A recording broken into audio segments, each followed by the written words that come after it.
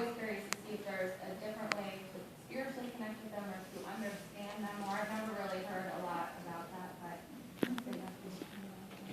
you know what that reminds me of is I had a really good friend shortly after I graduated from college, and he worked with multiply handicapped kids, and he worked with relatively severe cases, and he lived in another town, and I was visiting him around the holidays, and he invited me to attend his their Christmas at the school, or they had a Christmas program, and he was in charge of a sign choir where they were signing, and I'd never been in a large crowd of people with various disabilities like this.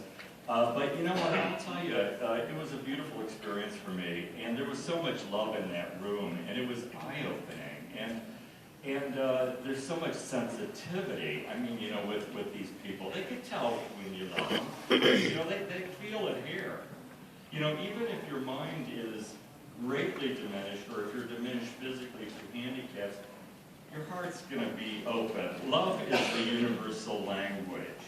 And so, what he told me is that some of the kids were relatively low functioning.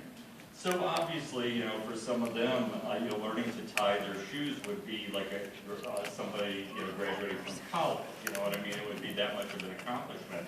And that should really be celebrated, So you're making a difference. I do want to tell you that you seem almost a little frustrated because you're not sure whether you're making a difference, but if you don't know what to do, love is the answer.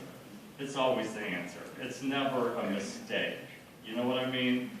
The mind will tend to get frustrated, but the heart can continue to live. And yeah, they'll test you too. Don't they test you?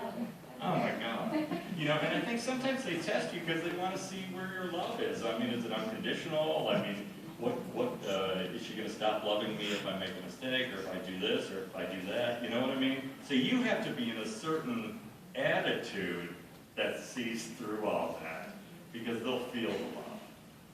So I hope that helps. Okay. Right here. Yeah. Yes.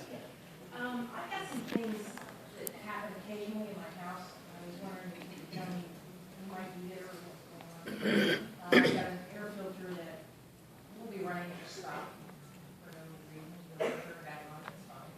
Do you know who lived in your house? Did you buy it from an older woman? Was it a stay or? We bought it off the market, I don't know. Okay, because I sense an older female spirit in there. She's kind of crabby.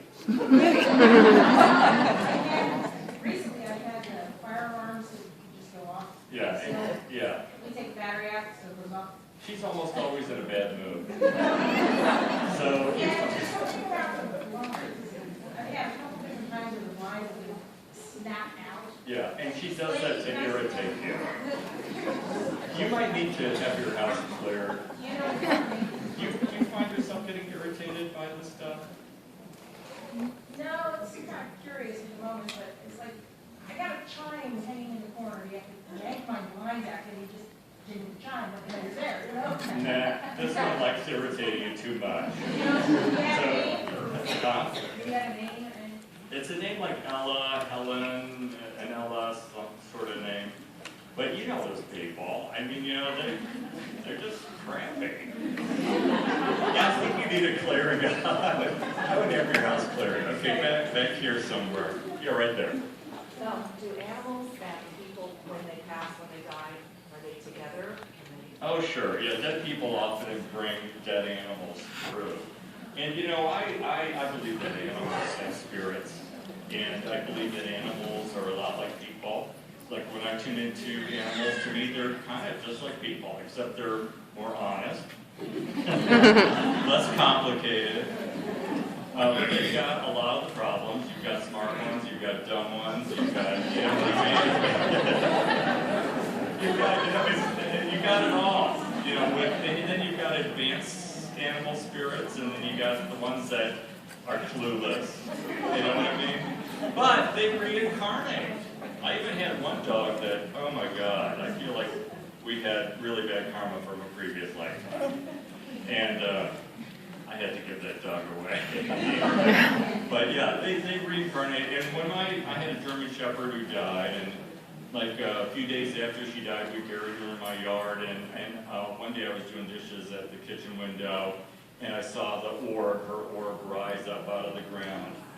And what she did was she traced the path that she would always take around the yard whenever I let her out, you know, patrolling her border. So to me, that was her life review, you know.